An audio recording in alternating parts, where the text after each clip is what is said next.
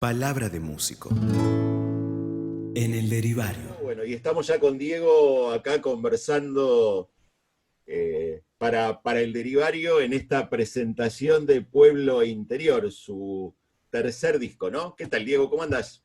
Luis, ¿cómo estás? Un placer estar en contacto con vos y bueno, te agradezco el tiempo y el interés en mi trabajo. Bien, bien, no, ha sido... eh, nos encontramos alguna vez por algún músico en particular, pude escuchar tu disco anterior que me gustó muchísimo. Y bueno, cuando vi que estaba apareciendo este, nos quedó trunca un vino por la aparición, la presentación de este disco en vivo, pero bueno, ya vendrá Sí, sí. seguramente. Lo bueno es que ya está grabado, entonces ya Ya hay está, que ver. está listo, listo. Sí, Así que sí. bueno, contanos un poco, digamos, vos, músico santafesino en este momento radicado en Buenos Aires, ¿cuánto hace que andás por estos pagos ya? Yo me vine a Capital en febrero de 2011, así que ya va a ser casi 10 años. Bien. Y bueno, con una impronta musical que sigue muy, podemos decir, enclavada en tu territorio, ¿no? Sí, Musicalmente, esa búsqueda, sí, vos que sabés que... lo digo como un positivo. Sí, sí, sí, sí, sí. Lo digo como un positivo, ¿eh? Vos sabés que yo siempre me dicen, bueno, me hablan porque un poco la elección que yo hice para mi carrera, que yo terminé en Buenos Aires, la verdad, medio de casualidad, porque no era una ciudad en la que yo eh, había soñado venirme a vivir por mi carrera, nada. De hecho, como yo soy del norte santafesino, tenemos más influencia de Córdoba. Entonces, sí había tenido en vista Córdoba, por ejemplo, pero bueno, viste que uno dispone, pero después la vida te ordena, Ujú. digamos. Sí. Y, y me terminé viniendo acá, pero siempre estoy volviendo constantemente a mi pueblo, digamos, siempre donde tengo un hueco, me estoy pegando un viaje para mi pueblo, para Santa Fe Capital, de donde viví también un tiempo. Entonces como que hay un lazo que está muy fresco todavía, digamos, ¿no? Y sumado Ujú. a que, bueno, hoy día la tecnología cortó distancia muchísimo y musicalmente es como que soy bastante ecléctico, digamos, siempre dentro de la Sí. música folclórica en cuanto a interpretación y creaciones, pero no me caso mucho con ningún estilo en sí. Sí. De hecho, por ejemplo, en mi primer disco, que salió allá por 2011, en mayo de 2011, era un disco absolutamente distinto. Yo lo defino como un disco más adolescente, porque bueno, en aquel entonces creo que hasta tenía flequillo. No hablemos de eso. No hablemos, no hablemos de los este, métodos y esas cosas, por favor. sí, y sí, y tenía que ver más con canciones, yo digo con que eran como canciones más adolescentes, ¿no? Ujú. Porque si bien salió en 2011, pero canciones que venían en construcción desde el año 2004, 2005.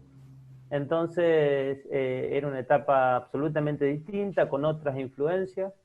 El segundo disco tuvo que ver más con la parte de letras. Yo cuando me vine acá a Buenos Aires me metí en la Academia Nacional del Tango, hice la carrera para nuevos letristas ahí, y después estudié aparte con distintos poetas como Alejandro Schwarman, Roberto Selles. Bueno, en la academia tuve a todos los próceres del tango como es Schwarman, Alejandro Martino, Matías Mauricio, Héctor Negro, Eugenio Mandrini, Raimundo Rosales.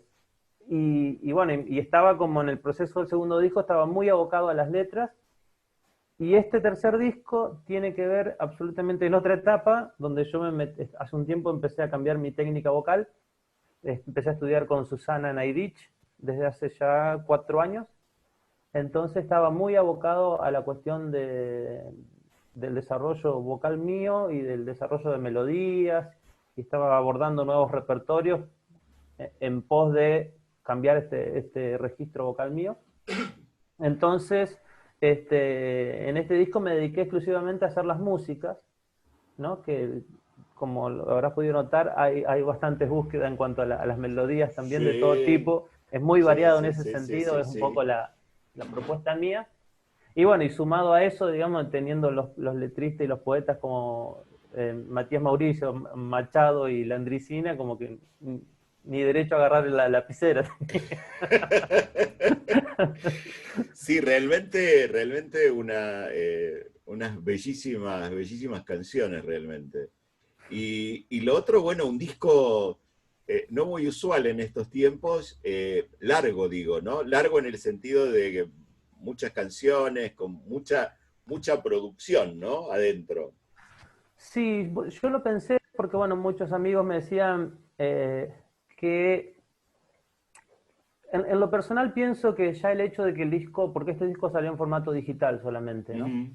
Eh, en lo personal pienso que ya el hecho de que sea todo digitalizado se pierde una parte del concepto de los discos, que es el arte de tapa, el arte gráfico, que para mí tenía un lenguaje que era el 50% de... Porque a mí en lo personal muchos discos me entraron por lo... O sea, yo escuchaba el disco, me pasa con los discos de Patricia Gómez, por ejemplo, que es amiga y una referente. Yo miro su disco Piel de Río o Jaucanigá, y vos lo mirás y tiene el color de la música que ella hace. Sí, sí. ¿Entendés? Y para mí tengo mucha empatía con eso, aparte que considero que uno como artista, digamos, la música tiene colores, tiene textura, tiene es un círculo, digamos, ¿no? Entonces siento que no me voy a desprender, yo difícilmente me desprendo del concepto de hacer un disco en cuanto a concepto largo, porque Bien. se pierden, si no es como que estamos perdiendo mucho mensaje, digamos, mucho concepto.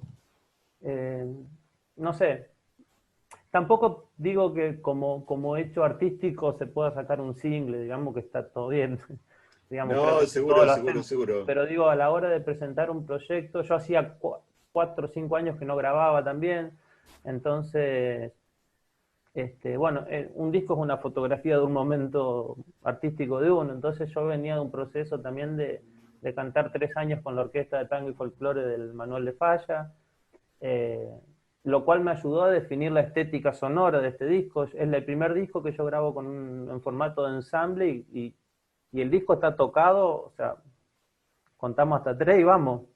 Digamos, Sí. 3 tomas de cada tema y elegimos lo que quedó de ahí, digamos. Y eso tiene una frescura y una dinámica que en los discos anteriores no lo había logrado. Bien, una cuestión que pasa por un lado por la experiencia ya de laburo tuyo y ya por una cuestión de búsqueda, y digo, y también tiene que ver, me parece, hay cosas que están vinculadas en este nuevo debate de lo digital, lo físico y todo, ¿no?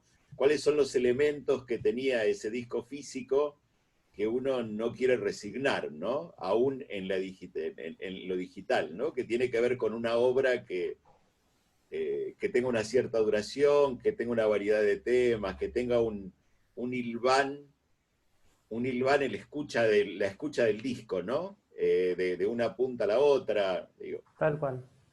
Sí, de hecho yo, por ejemplo, desde el disco anterior, y ya de antes, pero en el primer disco no lo había hecho, toda la artística mía, digamos, de los discos, los artes de tapa, están hechos con obras de arte de Pablo Áfore Lovino, que es un artista plástico de mi pueblo, que incluso su tipografía, su estética y sus recursos, digamos, para trabajar en todas sus intervenciones y toda su obra, eh, son con materiales de nuestras zonas, de allá de Elisa.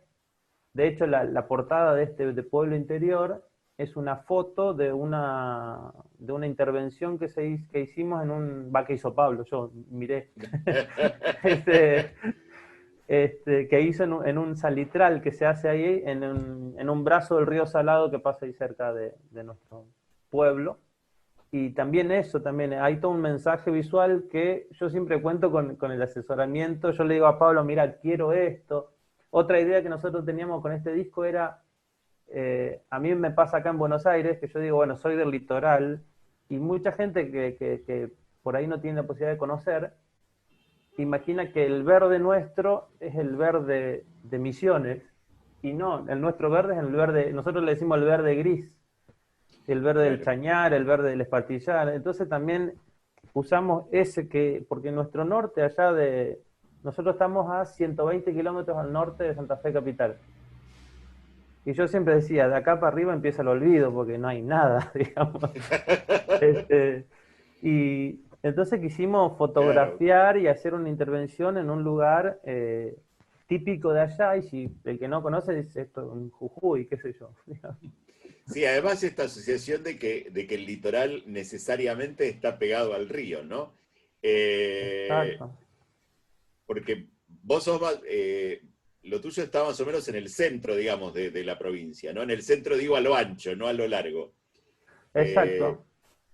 Nosotros estamos en lo que sería la cuenca del río Salado, Ujú, pero a su vez, por ejemplo, en mi pueblo natal, mi pueblo natal se llama Cacique Ariacaiquín, que es un nombre ujú. mocoví. Y yo nunca viví en el pueblo, vivíamos a 15 kilómetros del pueblo. Ya el pueblo es nada, nosotros estábamos lejos. Este, En el conurbano, digamos. sí, ni eso, ni eso. Vivíamos en Carmen de Patagones, más o menos, en relaciones. Nosotros vivíamos a 15 kilómetros del pueblo, monte adentro, literalmente, digamos. Nosotros, para que te dé una idea, nosotros vivíamos, yo conocí lo que es vivir con luz eléctrica cuando empecé el secundario, o sea, año 98. Nunca tuvimos luz eléctrica y, y el paisaje mío de mi infancia, de mi litoral, yo al río lo vi pasar cuando crucé por arriba por el puente, pero después siempre fue de monte.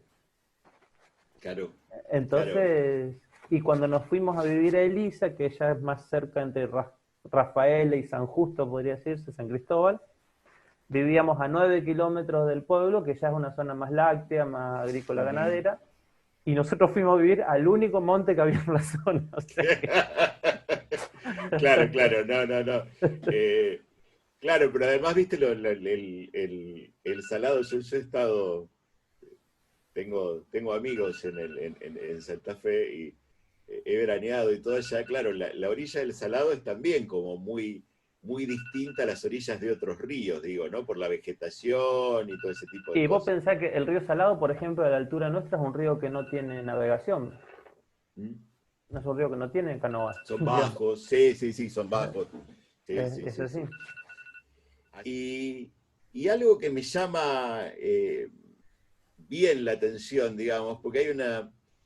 eh, para mí hay un tema que tensiona en estos tiempos con las músicas podemos decir, del interior, ¿no? Que son como las nuevas cuestiones eh, de las ruralidades y las urbanidades que invaden y las ruralidades, digamos, las culturas rurales, las nuevas ruralidades, pero esta cuestión de que eh, en muchos aspectos la música folclórica de alguna forma eh, ha perdido, yo siento que ha perdido un poco esta pintura de lo rural, ¿no? Del campo, en muchos aspectos.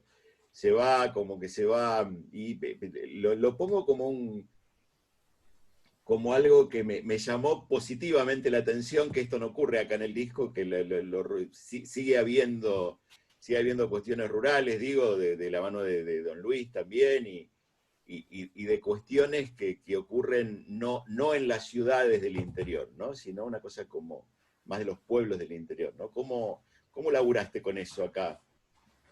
Mira, vos sabés que a mí el término pueblo interior, digamos, yo primero fue muy loco como, muy loco no, fue muy natural el proceso de cómo surgió el concepto del disco porque, como te digo, yo venía componiendo bastante con Gustavo Machado sobre todo y después apareció Don Luis en el camino, empezamos a componer cosas también, con Matías ya teníamos las canciones compuestas y, y fueron que sin querer empecé a ver que había canciones que estaban hermanadas en muchas cuestiones, sobre todo en cuestiones de búsqueda armónica, en cuestiones de melodía. Y, y cuando estaba en la orquesta empezó a surgir la idea en mí, digamos, esta estética sonora que me parecía que iban perfectamente de la mano con esas temáticas. Y también yo quería un disco que. Yo quiero un disco que suene a madera, decía yo, ¿viste? Porque venía del disco anterior donde le habíamos hecho bastante guitarra eléctrica, batería y demás, y no sé, se ve que me estoy poniendo viejo y quería más. ya no podía bailar al ritmo de la batería. y, y entonces fue como que tuve todo primero, tuve los temas, tuve la idea sonora, encontré los poetas, las letras, pero había algo que todavía me faltaba, que era el nombre, y de hecho el nombre surgió ya cuando estábamos el disco empezado. Y, y fue un poco jugar con el término pueblo interior, porque es un término que a mí, en cuanto a decir soy del interior, no lo comparto, digamos, porque no creo que haya un exterior.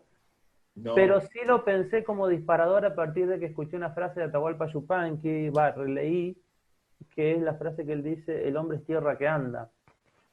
Entonces, digo, bueno, pueblo interior puede estar visto de eso, como una búsqueda más introspectiva, ¿no? Uno, el pueblo que uno lleva adentro. Yo soy todo esto que te conté, yo soy el que nací en Cacique, el que anduvo en el monte, el que vivió en Santa Fe, que me fui a Suiza 2 meses y me quedé acá en Buenos Aires, y siempre estoy volviendo, digamos.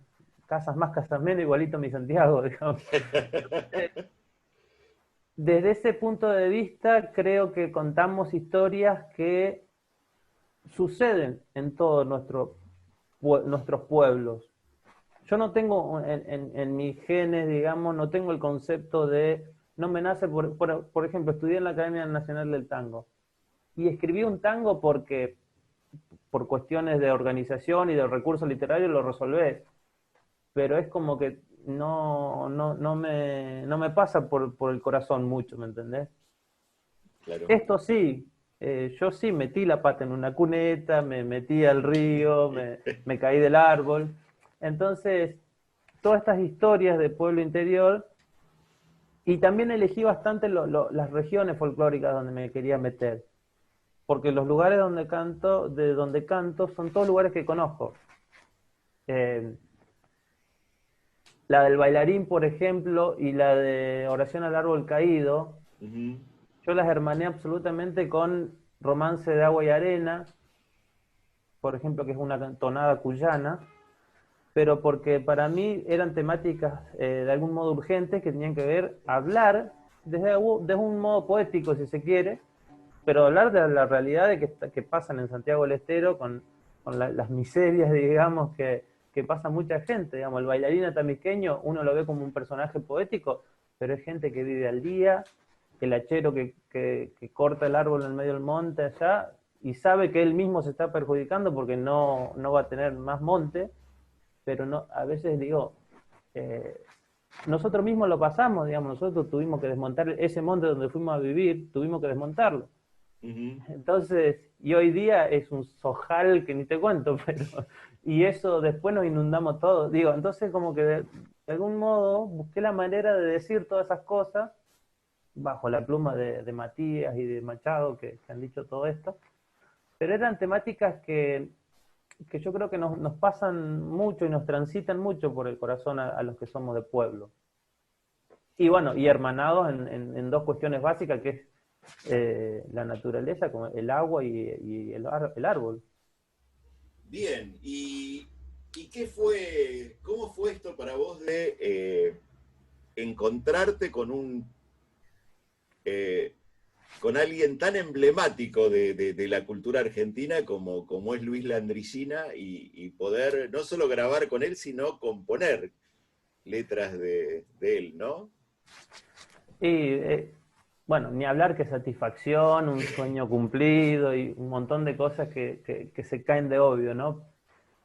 A Luis lo conozco a raíz de Juan Carlos Cambas, que es un gran amigo argentino radicado en España, que, bueno, gracias a él le acercó mi disco anterior, que Lo que habita en mí, y a los 2 o 3 días me llama Luis, Luis es re familiero, y le había conmovido mucho un chamamé que yo le había hecho a mis padres, que se llama precisamente, en un acto de genialidad, le puse mi padre y mi madre.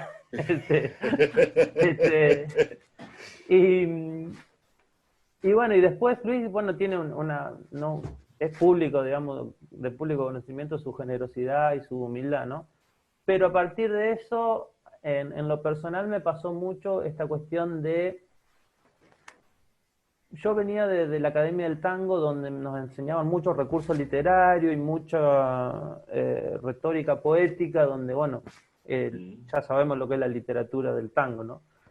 Y Luis, a mí me paró en un umbral bastante jodido, porque, claro, él tiene un peso en la palabra, sumado a que una cosa es que escriba algo Diego Alberto, y otra cosa es que lo escriba Luis Landricina, donde no solo tiene el poder de observación de Luis, sino que lo dice Luis Landricina. Digo, no es una mirada más para los argentinos la de Luis, digo, es una mirada influyente, digamos, sobre todo para el paisanaje, ¿no? Entonces, Luis me pasó un texto, yo le dije que, bueno, estaba lindo para musicalizarlo, bueno, A Colonia la Calandria debe tener 15 versiones hasta que quedó lo que quisimos, porque fue muy difícil. Si lo mirás al tema, no tiene una estructura, entre comillas, tradicional, porque narra, yo me quedé, nos permitimos la licencia de que no repita ningún estribillo, nada, empieza, cuenta y termina. Viste que por lo general repite un estribillo, no, en eso no, nos tuvimos que adaptar a la historia. Fue un poco una licencia y una de las ventajas que tiene el chamamé, que no te ata ninguna estructura. Por ahí una samba no lo podés hacer.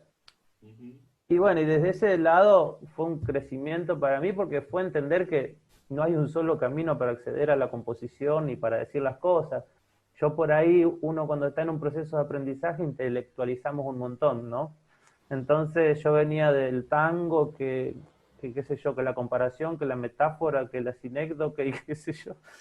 Y nada, y si vos querés decir que la vaca daba leche, poné que la vaca daba leche, digamos. Bueno, es esta capacidad que tienen las grandes plumas de la música popular de poder Totalmente. escribir con una simpleza impresionante, con un acercamiento a cualquier habitante, y con una profundidad de lo que están diciendo enorme, ¿no?